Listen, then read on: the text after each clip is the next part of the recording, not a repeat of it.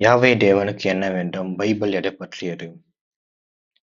தேவன் வானத்தையும் பூமியையும் சிருஷ்டித்து அதை ஒழுங்கு செய்ததின் நோக்கம் வானத்தையும் பூமியும் ராஜரிகம் செய்ய மற்றும் மனிதர்கள் மத்தியில் உலாவி மனிதர்களுடன் உறவில் இருக்க.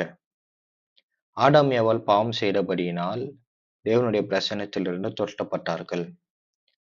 பாபேல் என்ற கோபுரத்தை மனிதர்கள் கட்டினார்கள். ஏனென்றால் தேவன் மீண்டும் மனிதர்கள் மத்தியில் வாசம் செய்ய வேண்டும் என்று விரும்பினார்கள்.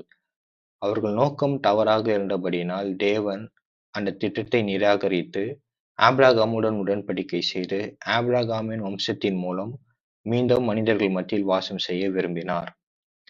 எகிப்தில் அடிமைகளாக இருந்த ஆபிரகாமின் சந்ததியை மோசேயின் மூலம் மீட்டு மோசேயின் இடத்தில் ஆசரிப்பு கூடாரத்தை கட்ட திட்டங்களை தந்தார். மோசேயின் ஆசரிப்பு கூடாரத்திலும் சாலமோனின் தேவாலயத்திலும் தேவன் வாசம் செய்தார். தேவ மகிமை இஸ்ரவேல் ஜனங்கள் மத்தியில் இருந்தது.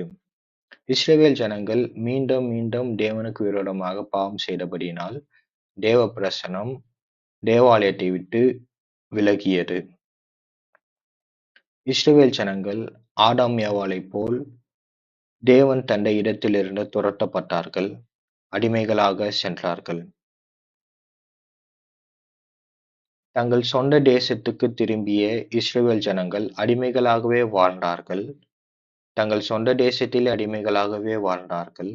தேவாலயத்தை கட்டினார்கள். ஆனால் இந்த தேவாலயத்தில் தேவ பிரசனமோ உடன்படிக்கை பெட்டியோ ஊரியம் தும்மியமோ இல்லை. தேவ பிரசனம் இஸ்ரவேலர்கள் நடுவில் மீண்டும் வந்தது, மாமிசமாக வந்தது, இயேசு கிறிஸ்துவாக வந்தது.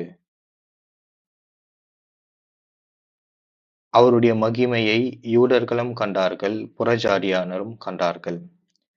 இயேசு தேவனுடைய ராஜ்யத்தின் சுவிசேஷத்தை பிரசங்கித்தார். அதை யூதர்களுக்கும் பிரசங்கித்தார், புறஜாதியரும் அதை கேட்டார்கள். குறிப்பாக இயேசு கிறிஸ்து 2 காரியங்களை சொன்னார். முதலாவது,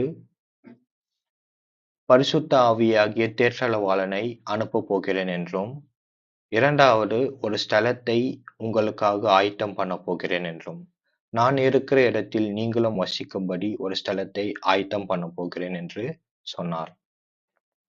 இயேசு பரமேறிய பிறகு தேவன் அவர் சொன்னபடி பரிசுத்த ஆவியானவரை தன்னுடைய சீஷர்களுக்கு தந்தார். மனிதர்கள் தேவனுடைய ஆலயமாக மாறினார்கள். தேவ பிரசனம் மனிதருக்குள் இறங்கியது. இயேசுவின் சீஷர்கள் பரிசுத்த ஆவியினால் நிரப்பப்பட்டார்கள். தேவனுடைய ஆலயமாக மாறினார்கள். தேவன் மனிதனோடு இருப்பதின் நோக்கம் தேவ திட்டத்தையும் தேவ நோக்கங்களையும் மனிதன் அறிந்து தேவ திட்டத்தையும் நோக்கத்தையும் செயல்படுத்துவதே ஆகும். தேவன் மனிதனோடு இருப்பதின் நோக்கம் தேவ திட்டத்தையும் தேவனுடைய நோக்கத்தையும் மனிதன் அறிந்து அதை நிறைவேற்றுவதே ஆகும். பரிசுத்த ஆவியினால் இயேசு கிறிஸ்து பூமியில் உள்ள வம்சங்களை எல்லாம் தேவனிடத்தில் சேருகின்ற ஸ்லாக்கியத்தை பெற்று தந்தார். தேவனுடைய பிரசனம் இஸ்ரவேல் ஜனங்கள் மத்தியில் மாத்திரமே இதற்கு முன்பு இருந்தது.